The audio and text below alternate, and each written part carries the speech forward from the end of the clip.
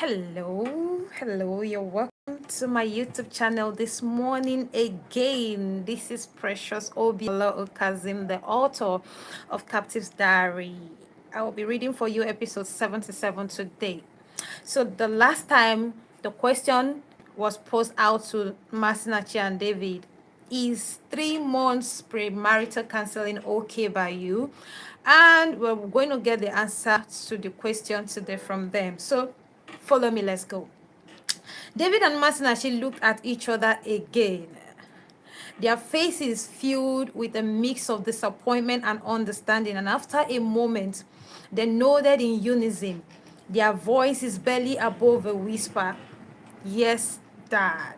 Better for you guys. You don't get option. There's no option for you.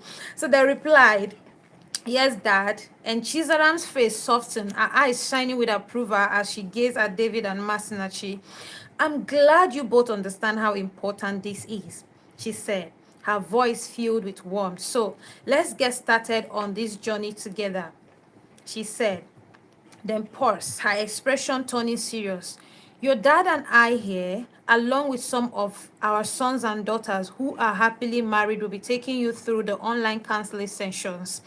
Both of you should agree on a day and time each week that works best for you.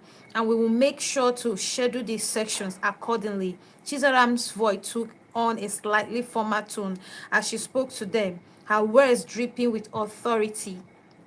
Note that any week you miss a section, it will be carried over, and within these 3 months, you are not permitted to meet physically under any circumstances without our knowledge and approval, as this may lengthen the duration of your counseling. So I urge you to stay faithful to the course and show up and always be on time. She continued, and Masinachi's eyes flicked up to Chizaram's face, a hint of curiosity etched on her features. Why was she sounding so formal and serious all of a sudden? It was as if she had switched into a different gear, and Masinachi couldn't help but wonder what lay beneath the surface. You don't know your parents. They play. Yes, ma'am, we will, David replied, nodding his head in the affirmative. He could sense Masinachi's unease, then reached out and gently squeezed her hand, his glance filled with love and assurance, and Masinachi's gaze softened, then she nodded too. Do you have anything to say any objection or a question? She asked them, and they shook their heads, indicating that they had none. All right, bow your hearts in prayer. We want to bless you, she said, and Nnamdi's tone filled the room as he prayed for David and Masinachi while they bowed their hearts in prayer. As the prayer came to a close, Chizaram and Nnamdi left them, and David and Masinachi looked up at each other, their eyes filled with anticipation. Masinachi, we can do this, he said, his voice low and soothing. It's just 3 months and we are done. We will get through this together, David said, his gaze burning with reassurance. Masinachi's face softened, her eyes shining with love and trust. She nodded, her voice barely above a whisper. I know, David. I trust us and I trust you, she told him, and his face broke into a gentle smile. Thank you, my love. I promise you, Masinachi, I'll be there. I'll be right here for you every step of the way. I will never leave you. I will never abandon you. You are mine and I'm yours. Aww. I always make time for you. I always prioritize you. You're my priority, my love. He assured her, and Masinachi's heart skipped a beat, her love for David overflowing like a fountain. I promise you, David, I'll be right here too.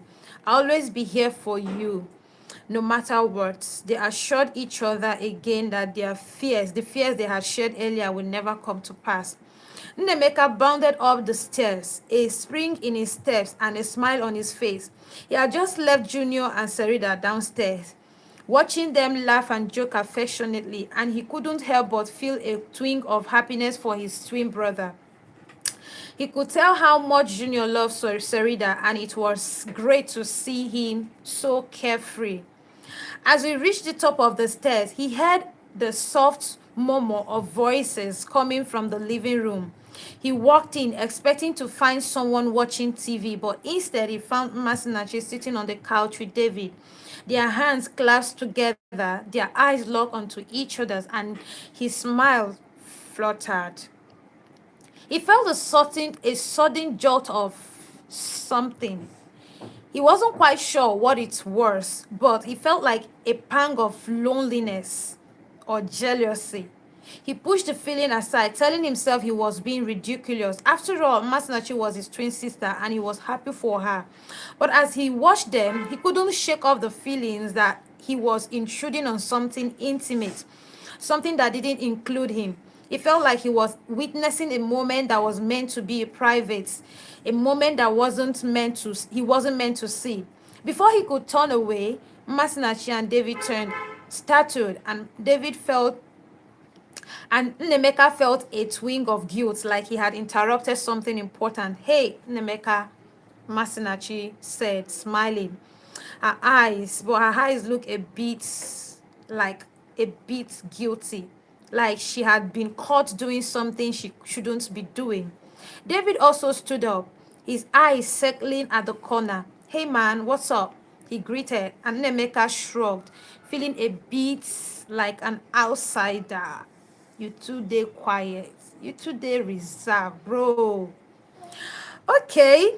I'm sorry. I just came up to get something. I'll leave you guys to it, he said, then turned to leave. And he caught Masinachi's eyes, and for a moment he saw something there, like something like understanding, like she knew exactly what he was feeling. But then the moment was gone, and she was smiling at him, her eyes shining with happiness. It's okay, Nax, she said, winking at him. Nemeka's heart swelled. He nodded and smiled back at her, feeling a bit better. He knew he was being ridiculous, that he was just feeling a bit left out.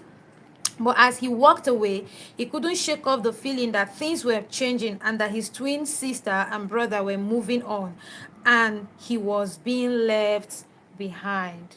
You're not being left behind. Your destiny is different. Your path is different. They are following their own paths and you're following your own. So you're not left out, okay? Just be happy for your brothers. God bless you. See you in the next episode, episode 78. God bless you. I hope my reading is not boring. I'm, I'm not like Venice, okay? But Venice will soon be back for you guys. All right, bye.